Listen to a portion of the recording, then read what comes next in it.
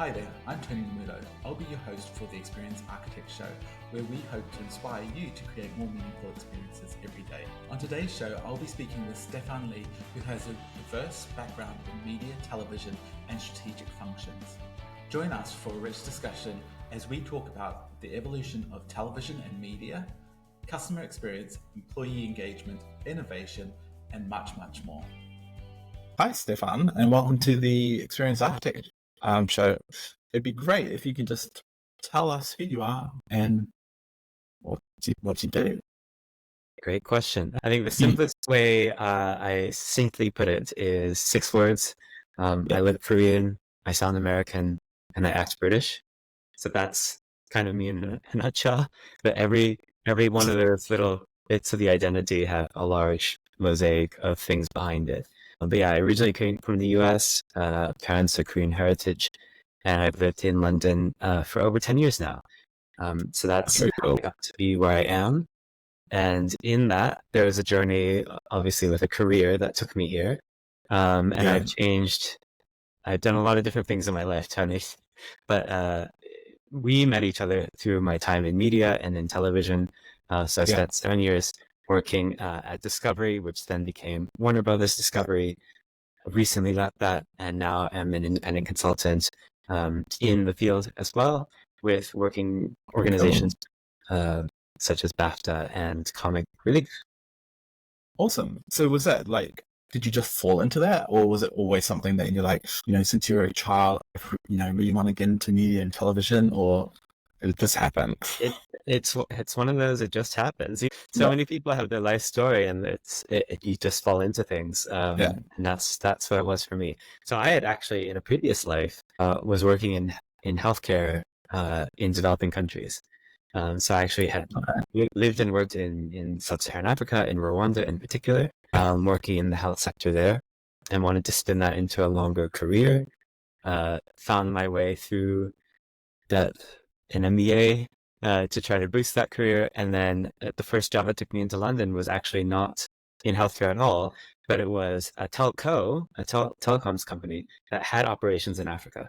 So that's what So that was your connection in, was it? Yeah. So that was the pivot from total healthcare into outcomes in general, but with that geographic connection. And then through there, I started living my life and working and building a network in London. My boss at the time and a lot of the colleagues at that company had come from Discovery prior. And when she went back to Discovery, she hired me into her team. And so that's how I got into television. Oh, wow. Okay. So it's a very interesting route. Yeah. But it was all, it does have a theme that I always take the Steve Jobs quotes that you can't connect dots forward, you can only connect them backwards. So, I mean, the commonality across all of that is strategic functions and kind of helping look towards the future of whatever that sector was, whether it was in global healthcare, whether it was in telco, or later in television. So it's all about industries that were kind of at a pivot point. What should we do next?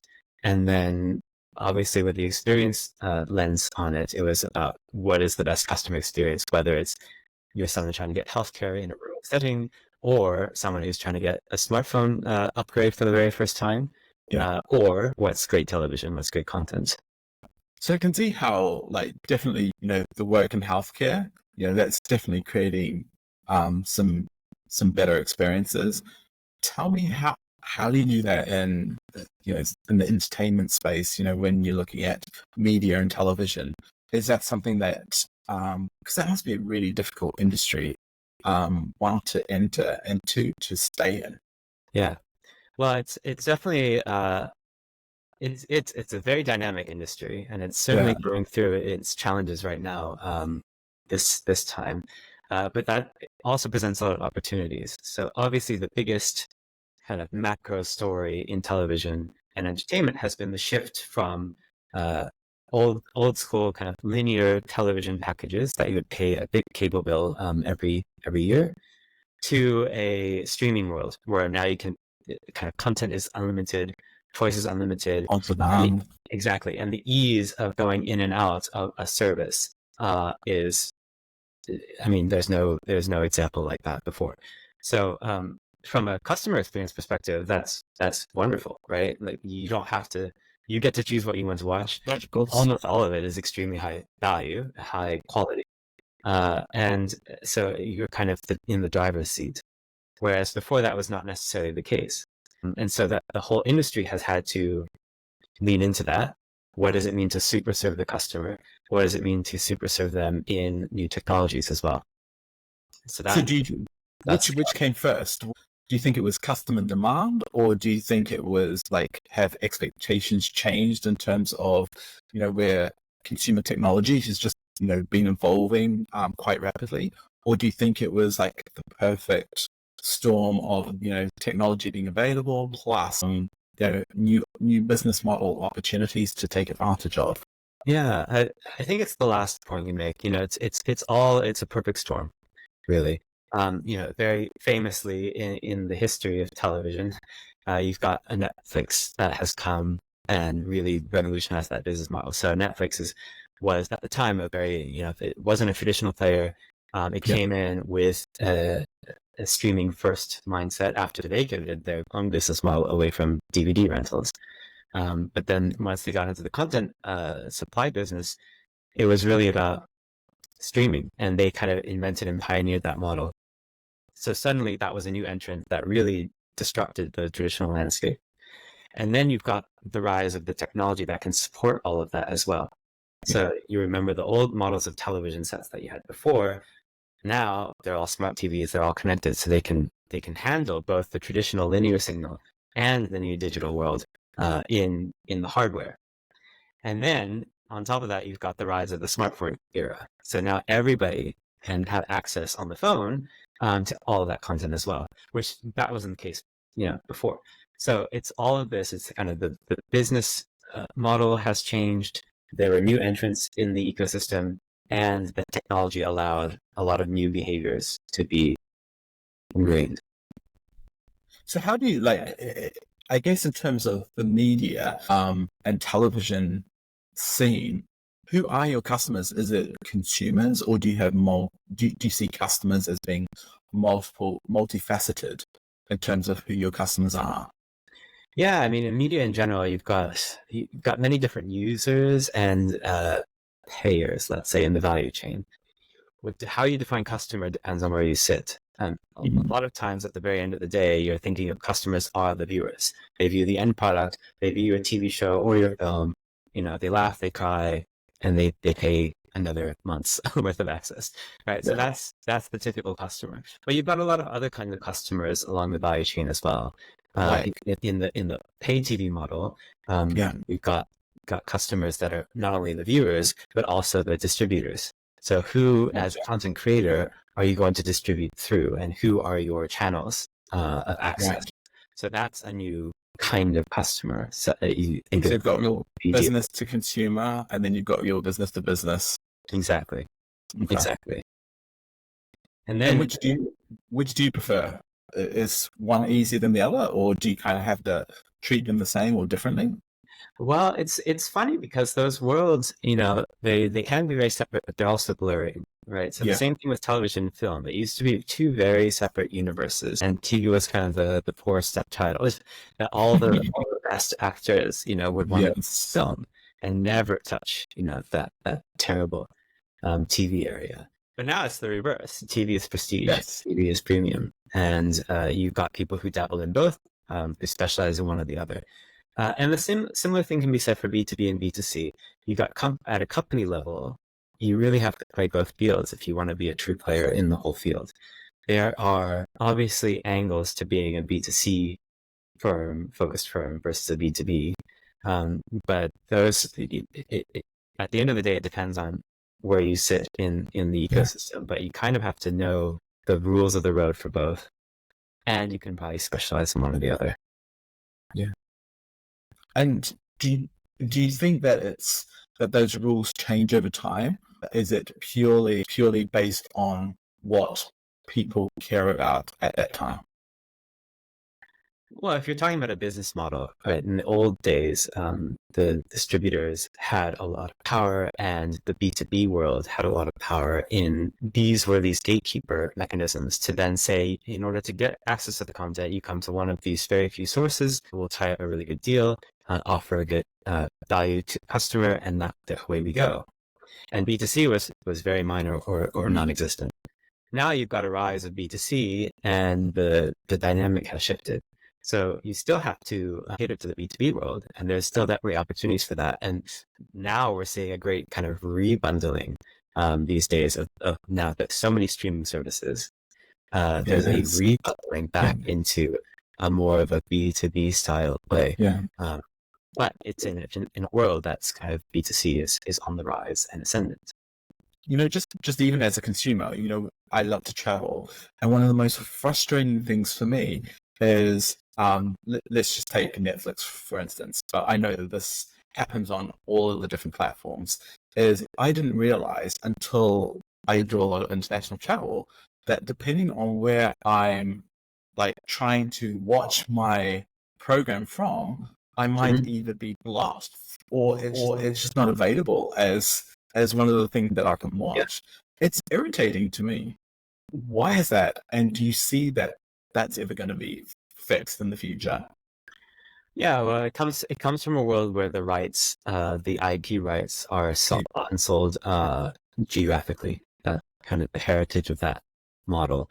And so, so you would get a show developed in the US or the UK, and you would get rights to that territory, and then you could sell it again and again and again in different other territories. So then you, as a consumer, are traveling across those territories. You either suffer the consequences of now physically being in a place that doesn't have those rights on the same platforms, or these new products and services offer the download capabilities in their apps, so you can kind of scroll all the content the way that you want, and then watch to your desire. And then you've got the Netflix as well, who's then taken a different approach on the business model and really leaned into international, global, worldwide, whatever you want to call it, rights as a default, rather than a territory by territory as the default. So that it's a lot. It's a lot of things. You can see from a customer or end user viewer perspective, it can get quite confusing. You've got all of these complications with geographic location and geo-blocking. You've got other complications of what show is on what platform, because now there are many different platforms. And this is not static through time. That the rights come and go. Players get traded, back and forth. And so it's this kind of whack-a-mole of, okay, in this country at this time, with this many platforms, where is actually the show that I want to watch? But do you know the crazy thing is, and this is, I guess, is me with my consumer how I just want to be able to watch the show. I don't really care which platform I'm watching it on. I know that from the platform owner's perspective, they obviously want that loyalty, right? So, but for me, if you have the content, I'm going to stay with you. What's annoying to me is having to have multiple subscriptions just to be able to watch any show that I want. Yeah. And now we wait for the industry to go through its next cycle, which will involve, they've started to announce, bundles of streaming service options. So they are now starting, you're seeing in the news these big announcements of the kind of rebundling of separate services into one. Hey, you pay one subscription and you get 2, 3, 4 different services across entertainment, across sports, etc. So that's kind of the inevitable outcome. And then we'll see what happens with that wave and where the industry goes from there. So my question then is so you've obviously been working in the industry. What are some of the things that, mainly for those of us who, the way that we participate is as viewers, right? What are some of the things that happen behind the scene to be able to actually make that happen in terms of, what are some of these are essentially all big corporations, big companies that have a lot of cogs that they've got moving. What's kind of happening behind the scenes that maybe people just aren't aware of, that the amount of effort that's taken to be able to, give us those experiences that we like to watch, that cool Netflix show or that, Disney Plus episode, or even, some awesome National Geographic show that, you know, I want to watch. Yeah. Can you share like what happens behind the scenes that maybe most of us aren't aware of? Well, I mean, there's a colossal amount of things behind the scenes. I mean, even I, as someone in the industry, is still not aware of all of the bits and pieces that have to come together to make it work. But if you just sit back and think about, let's take Game of Thrones, for example. It's a massive epic series on HBO that has to get conceived. You have to start actually creating the content itself. And then it has to get commissioned at some point. It has to go through a distribution deal. It has to then get marketed. It has to then get beloved by consumers, then for a renewal cycle, etc. So there are a whole bunch of decisions along the way on, at the very, very beginning, where do we even source the next story? Yeah. And we're in a world where existing IP is very strong. There's a big bias towards sequels. There's a big bias towards franchise development, so you kind of take what you already know and do more of it. Or do you risk going original, pulling from original ideas, and that can be sourced from existing talent in the industry that have great ideas, great track record, but they can be expensive. Or do you take a bet on upcoming new talent that they've got their pet idea that they want to sell, but they're unproven. So that's all at the very beginning. And let alone, then you've got to take it in, green light it internally, get the team to then help make that into a piece of content, get the content outdoor onto your platforms, and that's either through distribution to traditional channels, or on your own streaming platform, which then has its own whole team behind it of who's developing the products, who's running, who's coding all the ways that the shows surface on the primary screen, whether it's mobile, whether it's on a connected device, etc., etc. And then you've got to get the marketing machine around to tell people that this is in the world, and so on and so on. So there's a whole, there's an entire industry around the whole industry. Yes, exactly. Right. Yeah. And like, so have you worked in both? So being based in the UK, is that a very different market from the US, or is it fairly similar because it's just a globalized world that the industry operates within, so it functions in a similar way, or are there still regional differences? There are definitely regional differences and local strengths that the UK brings to the world. The UK should be proud of, we should be proud of ourselves, because we do punch above our weight in terms of the kind of cultural zeitgeist of UK British-based shows. So there's a very healthy, large ecosystem of local players, local broadcasters that will foster all of these local shows that get made. So that we can be proud of. And that happens because of a number of factors. Historically, the UK were one of the first on the market. There's been a healthy arts and culture investment in the sector to allow these players to survive. And we have the fortune of a number of historical reasons that our content then travels, whether it's English language, whether it's familiarity with British culture, whether it's just a kind of a twist on that British humor, or the way that Brits will tell a story. There's a cultural cachet to a lot of that content. So it will have a local audience, but it can also have a global audience a lot more easily than many other markets that are not the US. Gotcha. And when you talk about the US just dominates everything, right? So that's a whole different story. But for, someone, I don't have the exact data on it, but, relative to our population size in the world, we definitely punch above our weight in terms of the cultural impact and the ability of our TV and film contents to travel. So, oh wow! Like with your, do you mind me asking, what did you do in the what kind of roles have you done in, I guess, with your discovery role? I think the two main areas were, one was the strategy bit. So I was primarily working for the EMEA region at Warner Bros. Discovery, and this is a very complicated, very large, 140 plus territory part of the world that has a lot of the biggest markets outside of the US, UK, Spain, Italy, Germany, France, Nordics. These were very large markets for us, very important. A lot of local content, a lot of customization of non-local content. So, getting French dubs or Italian dubs or whatever subtitles on all the US content, etc. Yeah. So from a strategic lens, it was about taking care of these markets primarily in Europe, helping to launch our streaming service. So we had what ended up becoming Discovery Plus, and we had launched that across many of our key markets in Europe. It's now gone on to bigger and better things. It's still Discovery Plus in the UK. It's just Max has just finally arrived in many other parts of Europe. So I'm really happy to see that team carry on that legacy of always evolving streaming products. So that was the strategy at Discovery. Then there was kind of actually to the experience bit. There was a lot of internal comms and employee engagement work that I did as well at Discovery. So I had under my team internal comms, and we would launch a lot of programs to get employees to collaborate with each other to communicate across a very large and complicated matrix. How many employees are we talking about? Tens of thousands or thousands of employees? So we had, I believe in Discovery days, we would get up to in the 10,000 range. Warner Brothers Discovery. Oh, wow. Okay, so significant amount of employees that you're communicating to.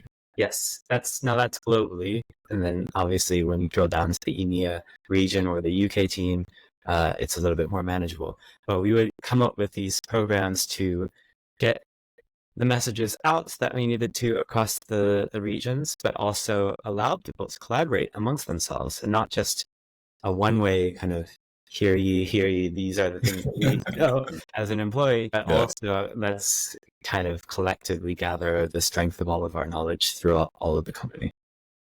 And is that something that, obviously that's fairly easy to do when you maybe physically in the same location, but as you start, having multiple office locations, country locations, I'm sure that becomes quite challenging. What are some of the things that you feel is critical if you're in, for anyone that's in that stage where they're having to communicate to multiple people? Well, if you're first time doing this, what would you recommend as someone who's done this before? Yeah, great question. I mean, the communication part is, what is purpose? I always go back to that. What is the point of communicating these things? And so that you can judge on a number of different metrics. But we had for a time, at the time, our international division, which was basically everything outside of the US. It's a very complicated, very multipolar world of different businesses across the whole globe. And there was, through employee surveys that we had seen the results from, there was a lack of understanding of the strategy of the North Star, of where we were going with this. Are we just a lot of different empires trying to make money for the whole corporate, or is there more of a cohesive vision forward? And so this kind of lack of understanding of overall strategy and craving for that led us to say, okay, well, one of the purposes for a large communication drive should be to get people to understand what the leaders are driving towards. And so off the back of that, we launched a series. Is that as basic as the mission and vision of the company, or is it more granular than that? Yeah, no, we did the whole thing. So one of my career highlights was coming up with a new vision. We called it a purpose statement for the company. It was actually for just the international group, but at the time it was with Discovery. It was about. Eventually, we got to a statement that said, "We power people's passions." And why was that important or needed? Well, the longer version was, "We power people's passions that make things human." So it was about powering people's passions, because as a company at Discovery, people remember Discovery as, oh yeah, I used to watch these animal documentaries when I was a kid with my parents, etc. But Discovery as a company was much more than that, right? But we were still fundamentally around people's passions, whether that was nature and understanding the world as a kind of Discovery Channel or a science channel, DNA, whether it was leaning into human relationships and the dramas behind all of the emotions of family and dating and all of that stuff. So that's more of a TLC flavor world. Okay. Whether it's then going to sport like Eurosport, we would have rights to the Grand Slams of tennis, the Olympic Games, etc. So it's all about the best of humanity driving in a sports passion.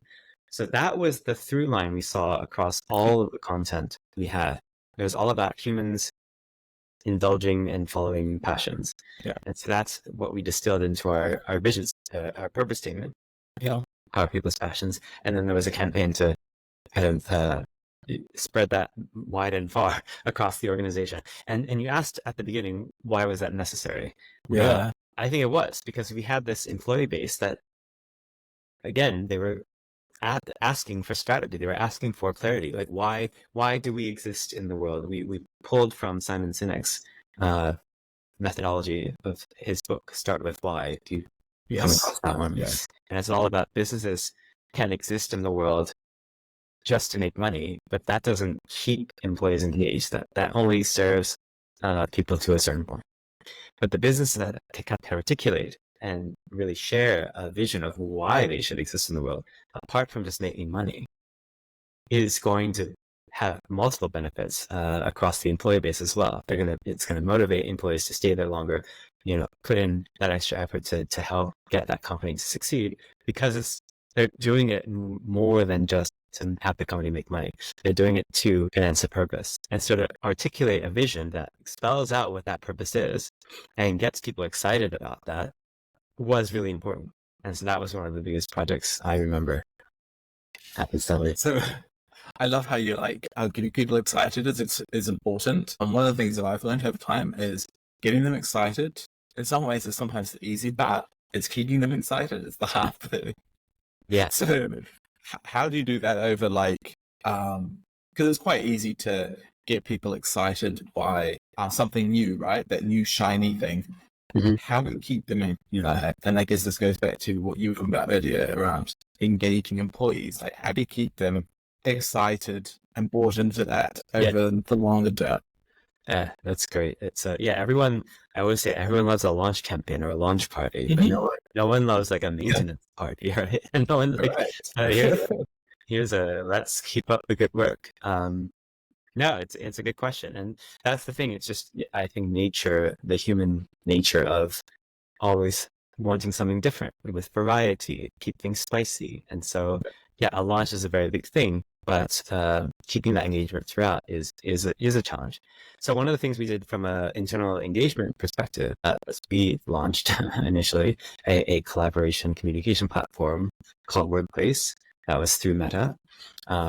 And that was a way of connecting all the employees for the first time in a very social media forward way, rather than a traditional, I can only talk to you, Tony. If you're in a different office and I don't know who you are, I would never talk to you. I might send you an email because I have a functional request, but otherwise I would never know you existed. But then suddenly, if we're all put in this community platform that looks and feels like social media, I can now engage with you through comments, through likes, or I can see videos of what's happening in Malta. You can see videos of what's happening in London. So that was really a step change in the engagement. And there was a lot of excitement at launch, but in order to maintain that excitement throughout the years, because we launched that in 2016, and so it had to keep its momentum and a steady state of engagement throughout the years. We would just lean into, again, purposeful reasons to have employees engage. So it was never the goal to maintain engagement just for the sake of maintaining engagement, because a lot of times you fall into the trap. It's always a purpose. Exactly. You fall into the trap of, you got to use this to get the KPIs because you need the KPIs to make your incentives, whatever. But that's all candy. That's not real. The real stuff is employees truly wanted to engage with each other over a long period of time, and they could do that through a platform. And so it was about finding year on year, what are the reasons for having employees come together? And so essentially, if I've got this right, you're literally orchestrating or helping to orchestrate reasons or moments that employees can come together and collaborate. Exactly. And Okay. again, it was always with the purpose first mindset. It wasn't like, oh, well, we need to get employees to talk to each other so that they can say that they talk to each other. Yeah. So examples were that vision, purpose statement campaign that we launched and spread across. That was a reason to have employees kind of come together, learn that information, and then activate it for themselves. So what does it mean to power your passions? There are a bunch of campaigns that spun out of that in local office. Another reason, huge reason, was during the pandemic lockdowns. So suddenly, we're not going to the office anymore. We have no idea what's happening in the world. We don't know if we can produce content anymore. So there was this kind of coming together moment that we were all craving. Okay. But because we couldn't do that physically, we could at least do that through a social platform, right? Yeah. So that was critical. And we went from having annual town halls with the CEO to weekly.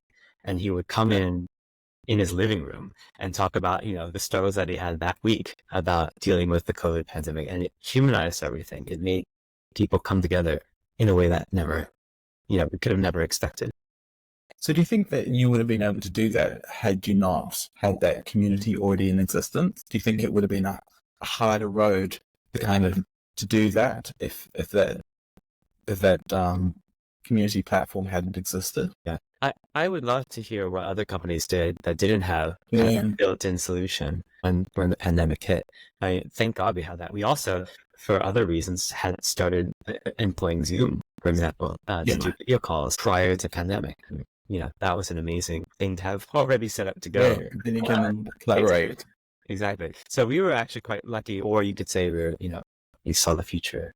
We were well prepared for any uncertainty, if you want to be kind. But yes, no, I think where there's a will, there's a way, right? So if we didn't have that, we probably would have found some way to do it. We had launched an innovation campaign. That was another reason for people to come together. And that's actually how you and I met, is through the innovation platform. But, we wanted to hear from employees what ideas they had to improve the business on whatever priorities the business had at the moment.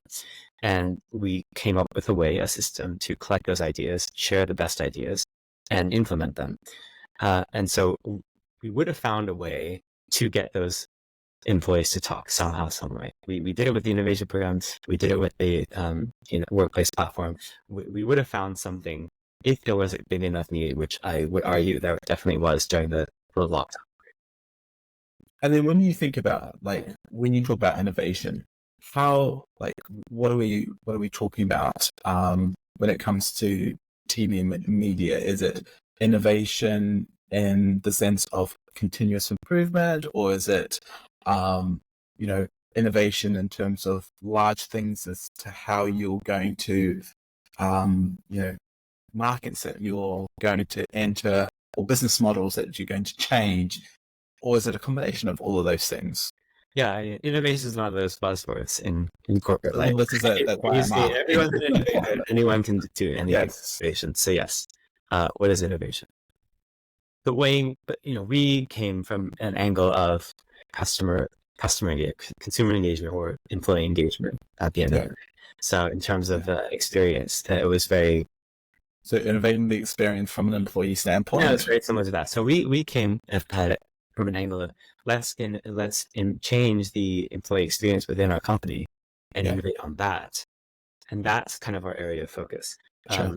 Our program was specifically designed as an employee engagement first program to collect ideas crowdsourced across anybody who was keen to put in ideas to help the company. And then you could have a chance at implementing your idea if we thought that it was good enough to put forward. So that got a lot of ideas across the board. The one of the external facing ideas that we got was actually a podcast. There was a interest in the German market. They saw that true crime was a real high performing genre in the TV content that we were already producing. Podcasts were just taking off, and true crime is the best genre for podcasts there's ever been. So they said, well, why can't we spin a true crime podcast? It would be the first time we're doing this, but it could then get interest on its own as a standalone piece of content, but it could also get people more aware of the rest of the portfolio we have on the TV side of things. And so we heard the idea, we loved it, we said, go for it. they launched a first season. Halfway through the first season, they got an ad sponsor for the podcast, which is crazy. By the end of the first season and into the second season, they were topping the charts on Apple and Spotify. Really? Yeah, and then now I can't even count. They've at least done 3. They probably are on season 4 or 5. So that was just from someone's idea. And it wasn't just someone's idea, because we had, in that same year, multiple I'm going to start a podcast ideas, right? Because it's a very, it was a collection of, because that's one of the things that people always say, right? There's no idea that is unique. It depends on how you execute it, right? Exactly. That's the real thing. So we actually, as a judging team, we were like, okay, another podcast. There's no competency. What is the monetization model on this? Like, how is it going to help our core competency, which is TV shows, et cetera, et cetera. So there was a lot of inherent skepticism on, we're just going to launch another podcast. But this particular one, and you're right, it was the execution, it was the thought behind it. It was the reasons why they wanted to do it were very clear. And so that changed the conversation. And the thing that makes me the happiest is, in order to action it, all they needed to do, we put them in touch with a VP at the time in the German team that just gave it the green light and let them play with it. And they owned the project. They were the most invested in doing it. So they took charge, they did it, they launched it, and they just had that senior level support in the team that allowed it to happen. But they could have just as easily not even talk to us, go straight to the leader in their own office in Munich and do it. But they didn't, because for whatever reason, there wasn't a platform or a permission, a way to kind of just say, hey, I got this random idea that's out of my job scope. So I think the fact that that innovation platform was there and that program allowed them to formally kind of do that idea, that really made me happy that we were actually allowing things to happen. It's really cool. Do you happen to know, like, I just think it'd be extremely interesting to know what made that VP say yes? Like, was it the way that they, like, did they have to, like, put together a pitch, or was it just like an overview of the idea and he just was like, oh, actually this is something that's needed? Yeah, essentially. Essentially it was all of that. So initially the pitch kind of came to us in the innovation team. We screened the ideas, we said this looks good, and then we would help shop that idea around to someone who could implement it, right? Yeah. So the challenge with our innovation program is we didn't have budget to throw at. This was not a Dragon's Den situation where, if you win, then suddenly you got millions behind you. But you're a big company with like millions of dollars, right, at your disposal. Yes, but we're a scrappy innovation team that we're doing off our own backs, right? So that's another thing about how basically you're a startup, right? Within a massive company. And so that's another lesson, I guess, for anyone who wants to change an experience. You can go with very little, i.e. zero resources. It is possible. So what we helped with them is hone their pitch and get it to the right people. And so by the time it got to that VP, it was reasonable. There's a lot of thinking behind it, not only from them, but then from the judges' kind of critiques and feedback. And so it was a little bit more polished, and they had a clear ask. And so budget-wise for them, it was not that big of a risk. And that, I think, altogether allowed that green light to happen. That's the thing that it's really funny that you talk about having a clear ask. The number of clients that I've worked with over the years, and even in certain positions where people just don't have a clear ask. They literally want to tell you about their idea, but then they don't tell you, like, to be able to go and make this happen, all I need is access to this subject matter expert or access to funding or this thing. They never say what that is. They just assume that you're going to be able to know what they need. Yeah. And then they wonder why they're turned down. Yeah. Because they don't know what they ask. Yes. Having clarity always helps. But I also, with the innovation hat, want to appreciate that sometimes you don't know. And part of that journey of uncovering a path is getting to clarity each step of the way. So I think, yes, it definitely helps if you have a very clear ask of what you need. to get your product to succeed, but it can also help to be a little bit vulnerable and say, here's where we are. This is the general area of what we're thinking. Maybe the ask is advice, feedback to help hone the pitch or get to a clear ask. So that can also be an avenue. And do you think that that's where it's helpful, kind of, in terms of having a community that's already there, that exists? Do you think that just helps to give people the confidence that they feel supported with coming up with ideas versus that actually, if they don't, that they're going to be mocked or people aren't going to take their ideas seriously? Yeah, definitely. Having that sense of, I guess, psychological safety in a team is hugely important. And that's one of the reasons why we loved launching that innovation program on the social network platform, in that in order to submit an idea, you had to post it in a group so that anyone could see it. Okay. And we debated back and forth whether or not that was good, because are people going to feel vulnerable posting a crazy idea? Are they not going to want to post because they're afraid someone will take their idea? There are all these reasons why we thought maybe we should have it anonymous. It's a big one. Yeah. So we thought maybe there are reasons why this should be an anonymous submission thing. Okay. But eventually we went towards, let's have a public submission forum, because we thought we had built up a culture where we all know this is an innovation program. So we made it very clear that this is specifically for these crazy ideas that, you might think are stupid, but they're not. And so it created a culture that was accepted in that group. And then in terms of the not stealing other people's ideas, the fact that you publicly post it, that people know who had the idea. And so, you could steal it, but then it would be very obvious. So there are these kind of design principles around creating that experience to foster more safety and more more generative thinking. Cool. So how does have you taken any of the things that you've learned into your current work that you're doing with, I think you mentioned at the start, around BAFTA, and you're also doing stuff with Comic Relief? Yes, yeah. These two really wonderful roles, one with BAFTA and one with Comic Relief, that are really in the mentoring and advisory space. And so that has allowed me to then go up from the day-to-day strategy business type of things to a more system-wide look at the industry as a whole, and where are we going in television and film in general. And it's been a big honor to get to work with these wonderful organizations and with the colleagues there. So as a quick summary, the BAFTA program, it's called BAFTA Elevate. It is a mid-career talent development program for people in television and film. So you apply to, it's a very selective application process. There's a jury that selects people, and you end up with a cohort. And we, in this round, have 20 producers, because producers was the focus of this round of BAFTA Elevate.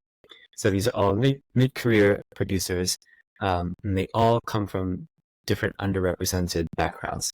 And so there's a considered effort, to get representation, especially for behind-the-scenes jobs in TV and film, across a number of dimensions. It is about ethnic diversity is one of the factors, but we've also touched on socioeconomic diversity, neurodiversity, regional diversity, etc., gender diversity, etc. So it's a wide lens, multifaceted approach to diversity and inclusion. Exactly, and bringing in, and the fact is, it's not just ticking all those boxes. It's actually legitimate powerhouse, great talent in the field that have been selected to be on this program. And the way I like to describe this program, it's kind of like a mini MBA, if you will. Okay. It's tailor-made for the industry. So we kind of, throughout the 2 years, they form a network amongst themselves. They then get to network at events with all of the industry titans. We have on-site visits to every commissioner. So we visited BBC, Channel 4, ITV, Sky, to hear straight from the people who are commissioning ideas, what they're looking for. What is their strategy across docs, across scripted, across comedy, across film?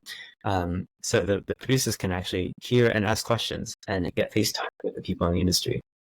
And I think that has been a real highlight of mine because so much of the industry is who you know. And Yes, so of much of it is course. based on a legacy of certain people know certain people. It's like, it's You this. went to the right schools, you hung out in the right social circles. Exactly.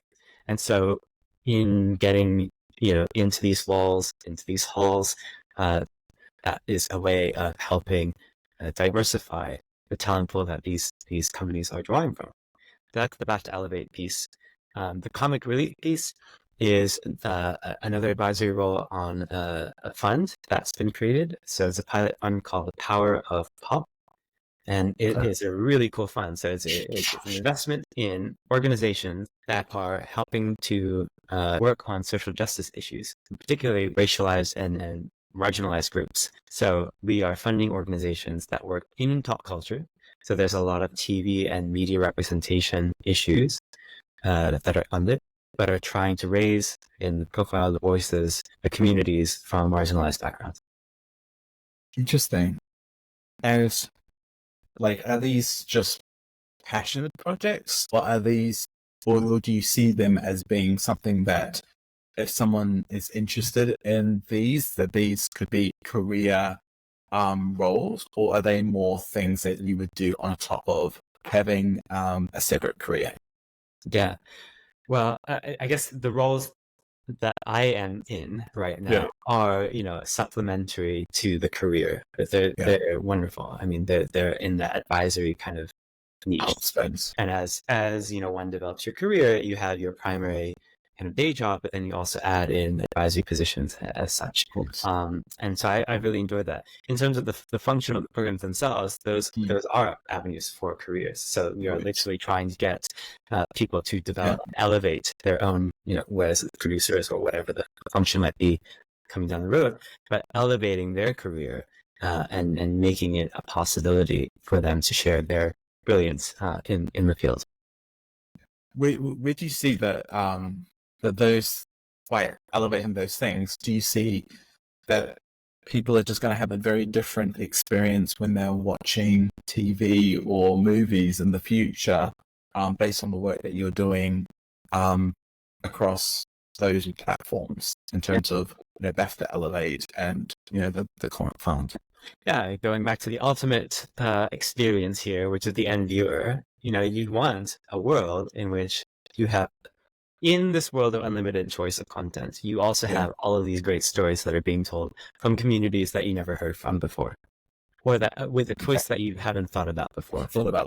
Yeah. Exactly. And there's to the industry's credit, there's been a very big positive change in this over the last few years, and I'm loving a lot of the shows that I'm seeing now. Like We Are Lady Parts just came out with the second series. I really enjoyed that. Juice won a bunch of BAFTAs.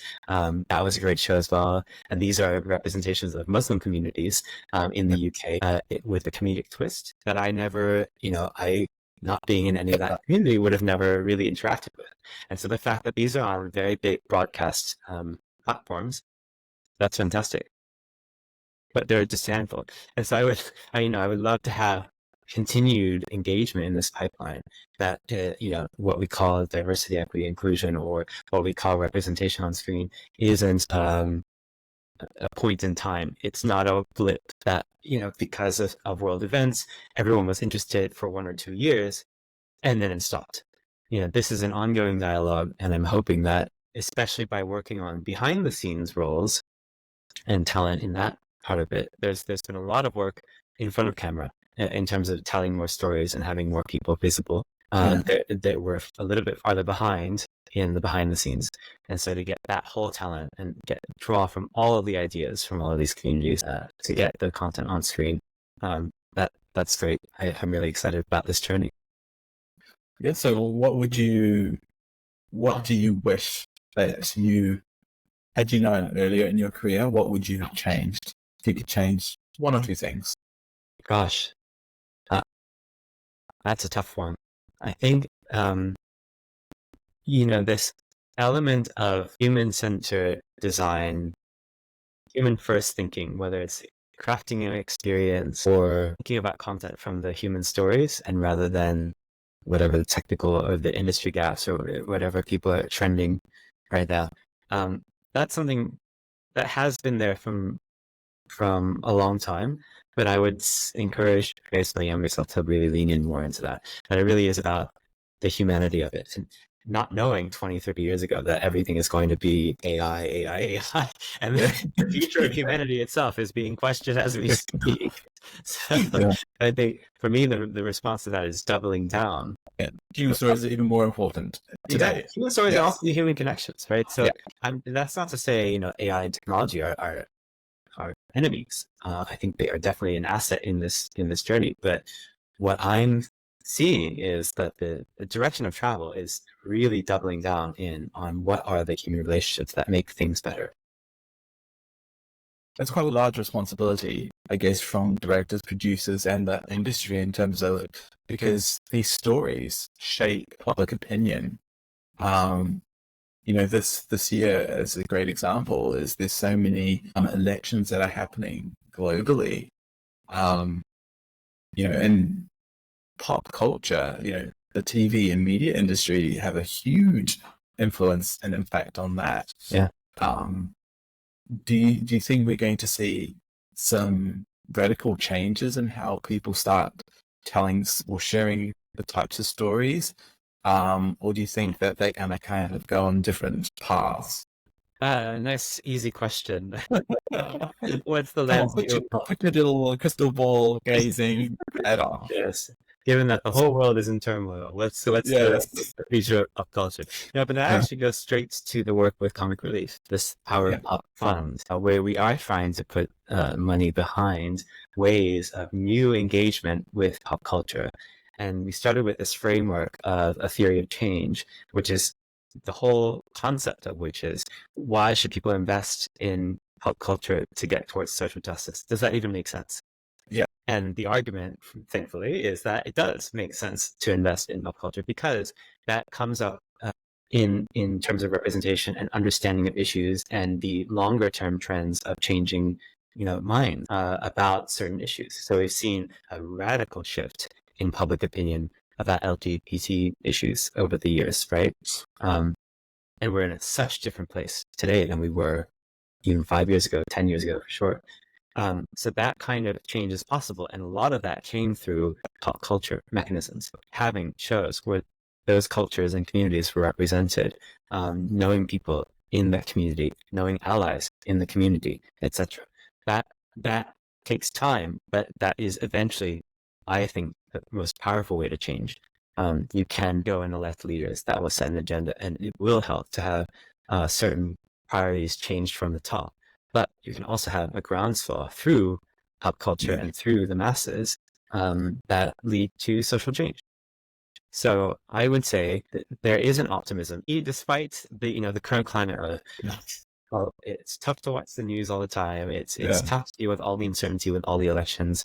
But ultimately, if you can leverage what media does best and what storytime does best, then I think there's a way that we can get to a brighter future, I hope.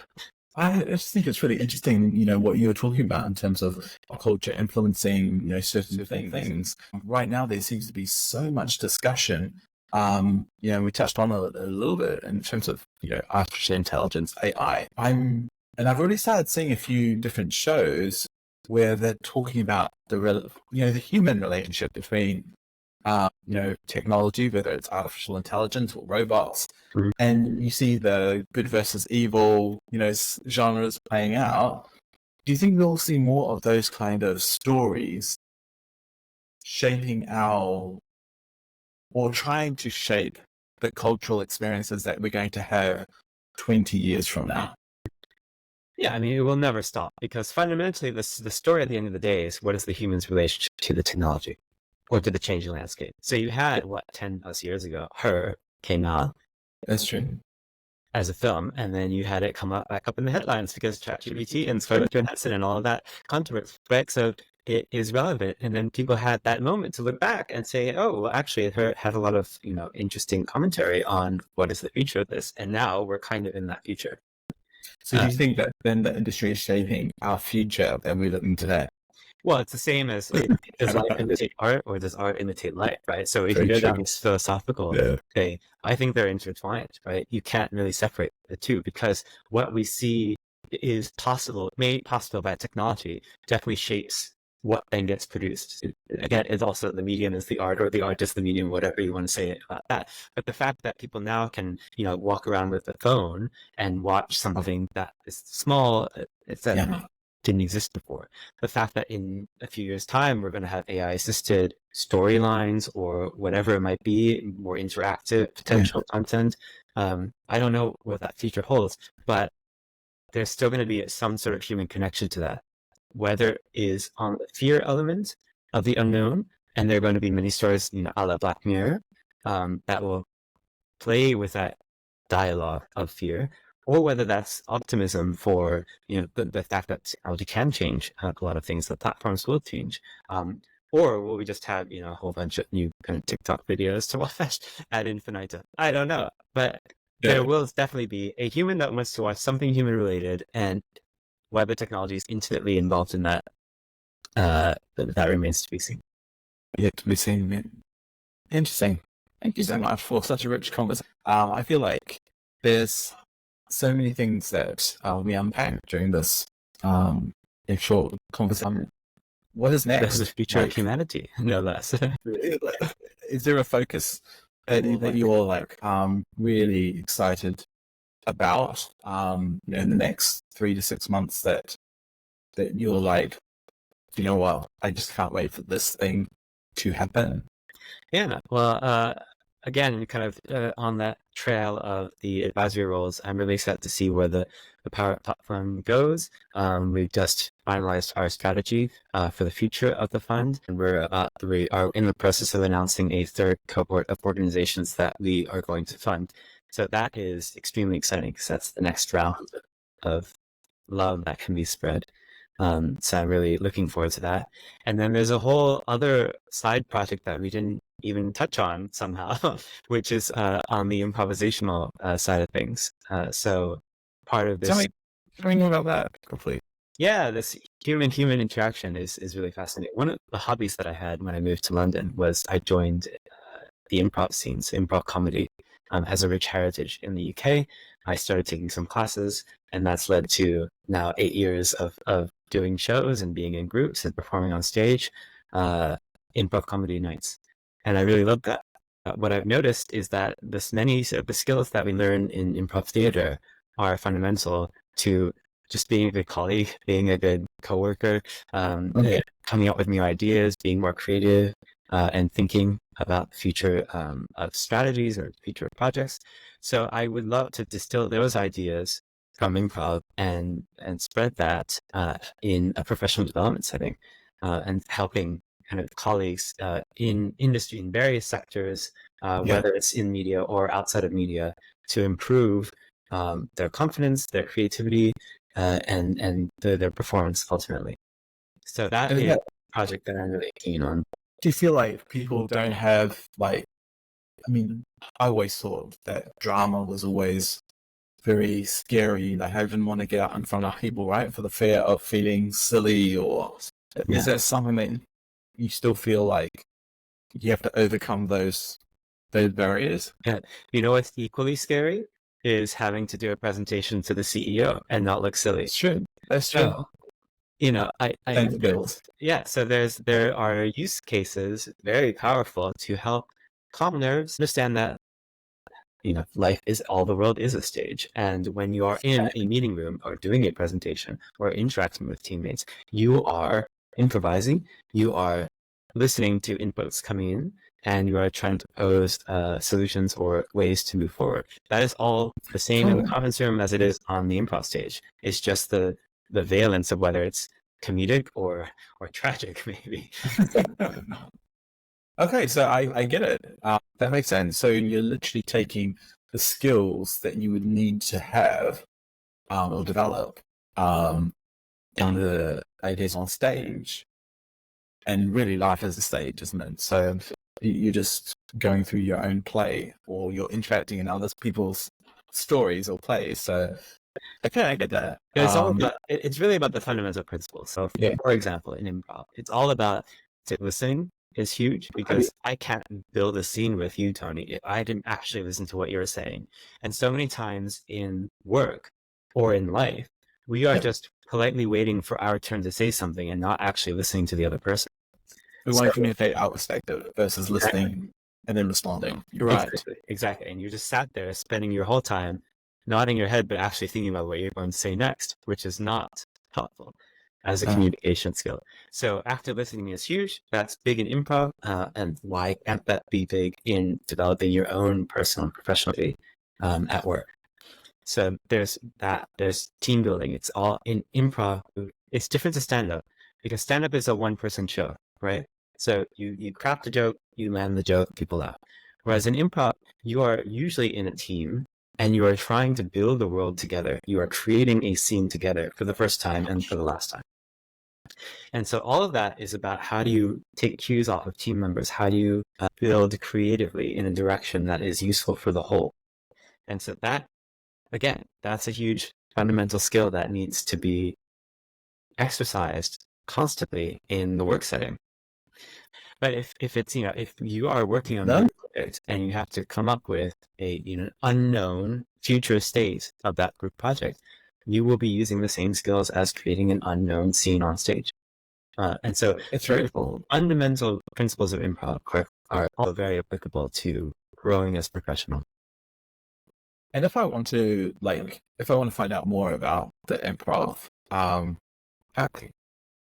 can anyone do that? Or do you have to have some amount of skill first? Or is that something that you will people with? Yeah, no, and anyone who has to interact with other people and not know the outcome of that interaction can use improv skills. If anybody wants to kind of get in touch with me, you can find me on LinkedIn and connect that way, and then we can start that conversation. Brilliant. Thank you very much. Very interesting conversation. And if you're going to tell people to go and do two things, based off what we've talked about today, what would those be? Gosh. Okay, number one, I do truly believe everyone would benefit from trying improv once, because it's not as scary as people think. You don't have to be, a world-class stage performer. It is really enjoyable, and the best improv classes create very safe spaces for you to play and have a sense of freedom while you're doing things that are different and perhaps uncomfortable. So actually, I would recommend anyone to try out an improv class and experience, or whatever it might be. And the second thing is, we talked a lot about media and the industry and content. Go enjoy the absolute abundance of content that is today's society. We are in a golden era where everything is good. There's too much to watch. So go and enjoy that. And you can pick whatever you want. I just finished Race Across the World. That is such a good show. That is just quality TV. If you haven't seen it, you have to go see it. I will add it to my to-watch list. Thank you so much, Stefan. It was your best. And thank you very much for playing on the show. Thanks, Tony.